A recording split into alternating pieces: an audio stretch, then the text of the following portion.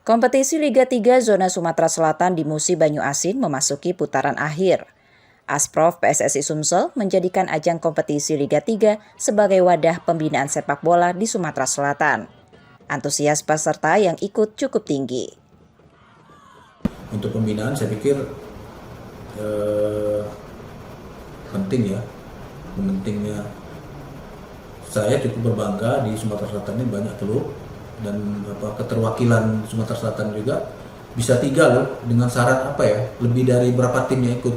Tapi sekarang kan belum ya, nanti karena antusias tim-tim yang ada di Sumatera Selatan cukup besar. Syukur alhamdulillah ini pembinaan namanya kan, semua sudah mulai bangkit sepak bolanya, artinya. Asprof PSSI Sumsel menjanjikan juara dari kompetisi Liga 3 Zona Sumsel akan mewakili Sumatera Selatan di putaran nasional. Nur Muhammad, Kompas TV, Palembang, Sumatera Selatan.